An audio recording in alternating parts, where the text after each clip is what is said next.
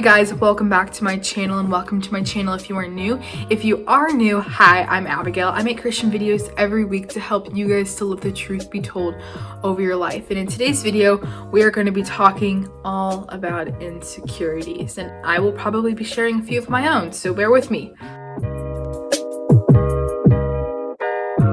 So I really wanted to talk about one character in the Bible, and this character is a very insecure character. And you guys are probably gonna, once I say the guy's name, you guys are gonna be like, what?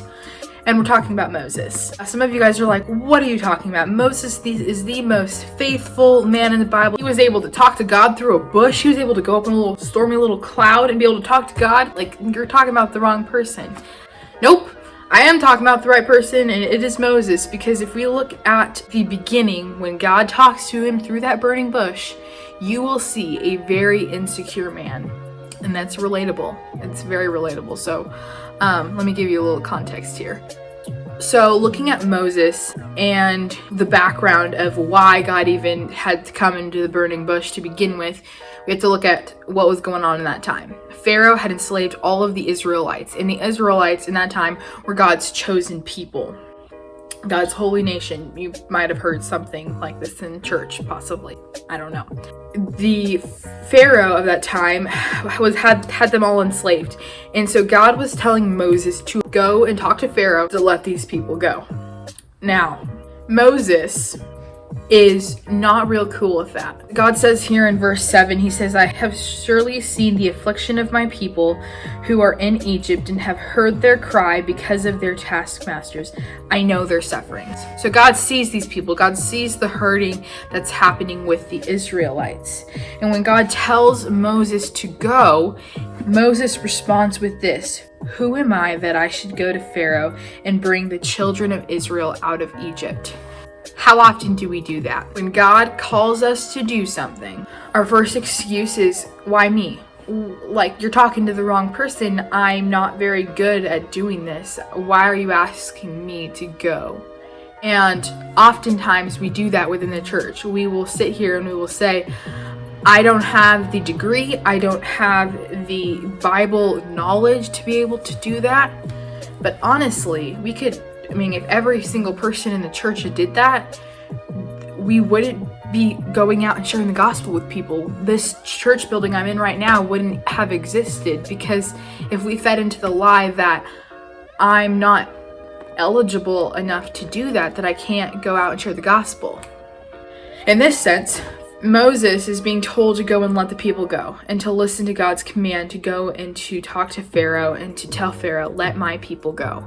And I love how God responds to this. And he says here in verse 12, he said, but I will be with you, and this shall be my sign for you, that I have sent you. When you have brought the people out of Egypt, you shall serve God on this mountain. It is a very similar passage to Matthew 28, when Jesus tells the disciples to go into all nations to preach the gospel. He ends up saying, and I will be with you always, even to the ends of the age. God makes that same promise to Moses as he does to us in the New Testament. He says, I will be with you always, even to the ends of the age. So whatever struggle, whatever thing you know that needs to be done, whatever area that God is calling you to, he will be with you through the whole process, through the whole thing. He will be with you and will comfort you through whatever it is he's calling you to do. Now, the next area that I would like to talk about is after this. So in chapter 4 of Exodus, Moses is still talking to God and through the bush, and Moses ends up not liking what God is saying so far. He still doesn't like it, and so he ends up asking God, if I'm going to go to these people, who are you? Who am I to say that you are? And God responds to him by saying, I am who I am. Tell the people that the I am has sent you.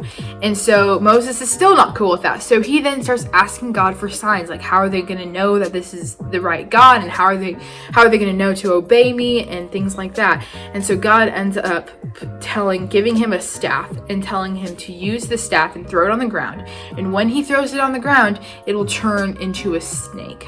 And he also gives him the sign of to put his hand into his cloak and to pull it out, and his hand will have leprosy. And when he puts his hand back into his coat and pulls it out, then it will be gone. And so God gives him these signs, and he is still not cool with that. So he ends up saying this to God. This is chapter 4, verse 10. But Moses says to the Lord, "O my Lord, I am not eloquent, either in the past or since you have spoken to your servant, but I am slow to speech and of tongue." That's a great excuse, huh? Because I've used it. I used it when we started this channel. I've used it when a while ago I had shared my testimony with my youth group. I said, God, I don't talk well. I don't speak well. I'm not your gal. And I remember praying on my knees, and I was just like, I'm not, like, you're not talking to the right person. And I was so convinced, nope, this isn't the right person you're talking to. This isn't the right gal for the job. I'm not going on YouTube. I am not doing any of this. I'm not going to share the truth with people and on the internet. That's not going to happen. I didn't want the attention on the YouTube platform. I didn't want any of it. I didn't want to share my testimony with anybody because I was afraid. I was afraid of being known. I was afraid of if they heard my struggles, they would think, oh, she's, trash. She's a bunch of baloney. And I remember thinking, like, my mouth and my articulating isn't great. Like, go to a pastor. One of my great friends is super great with articulating things, and he's gone into different college classes already, and he's not even graduated high school. And I remember saying, like, why don't you talk to him? Like, he knows more about the Bible than I do. He has studied the Bible like crazy and has so many classes that he takes for it. I haven't even taken a single class about the Bible. Like, I would love to, just I haven't. And so I kept telling God, like, go to them, go to somebody else who knows what they're talking about. Don't come to me. And God's response in that moment to me was very similar to what Moses said, or what God said to Moses. It says, "Then the Lord said to Moses, who has made man's mouth? Who makes him mute or deaf or seeing or blind? Is it not I, the Lord?" That verse stood out to me the most when I was studying this passage about a year or so ago. Before I started my channel, that was a passage I was going through. And I remember thinking, it was during the time when I was like, God, I can't do this. I know that I can't. I'm not good at articulating. And when God showed me that verse, who made your mouth? Who made you? And I'm talking to y'all. Who made your mouth? Who made your eyes? Who made your hair? Who made your skin? Is it not God? Is it not God who created you? So when you're sitting there saying, I can't go and share the gospel with people because they're gonna laugh at me, and I can't talk well, I stutter, I have problems with articulating, God says, is it not I that made your mouth? Is it not I that's in you? The Holy Spirit dwells within us. Is it not I that lives inside of you that makes you be able to articulate well? Is it not I that gave you the ability to talk and the ability to actually speak? Is it not I that gave you the ability to see? Is it not I, the Lord? Is it not I, the one that made you beautifully and wonderfully made? Is it not I who crafted you, and you are like no other person on this universe? And yet you sit there in your mind and you tell yourself these lies like, I'm not beautiful, I am ugly, no guy will ever love me, I am worthless. Yet God looks at you and he says, no, you are beautifully and wonderfully made. You are made like no other person. Moses had insecurities with his speech. Moses was afraid to go and talk to Pharaoh. And what actually happened in that story was God ended up getting upset with Moses because Moses was just so unwilling to listen. And so God ends up telling him about Aaron, and he will use Aaron to speak to the people. God said, tell Aaron what I have told you. And I have a question. I wonder what would have happened if Moses had said, all right, God, I'll do it. Moses in that moment had let his fear control his actions. His insecurities controlled the outcome of what he did. And my question for you is, are you going to do the same? Are you going to sit there and let your insecurities rule your life? Or are you going to let your fear rule your life? Recently, a good friend of mine had sent me a quote. I'm going to put up the exact quote because I have the quote on my phone and I'm using my phone to film. So my advice to you guys, I know I myself have not always taken this advice, and I'm praying that some of you guys will, but do not let your fear and your insecurities be the dictator over what you do with your life. Do not let fear be something that you are controlled by, because from experience, when I have been controlled by fear, I will become the most anxious, scared person you will ever meet. And I believe that when you are able to say, you know what, right now I am afraid, but God, I will do it. You will enjoy and you will see the most freedom ever. And I'm going to be honest, there are times that it's hard. It's hard to say, you know what, I'm going to set fear aside right now and I'm going to follow with whatever God is telling me to do.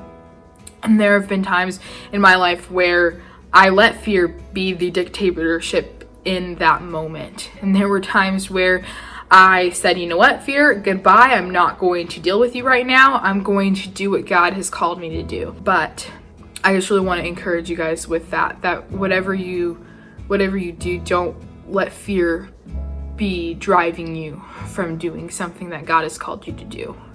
This whole message for me was really hard to say, because I have been one who will let fear control me at times. There will be times where I sit in front of this camera and I am fearful of what the people might think of me. There's so many videos on my phone that I have deleted and was too afraid to upload to YouTube because I was afraid of the opinion of man. And I don't have those videos anymore.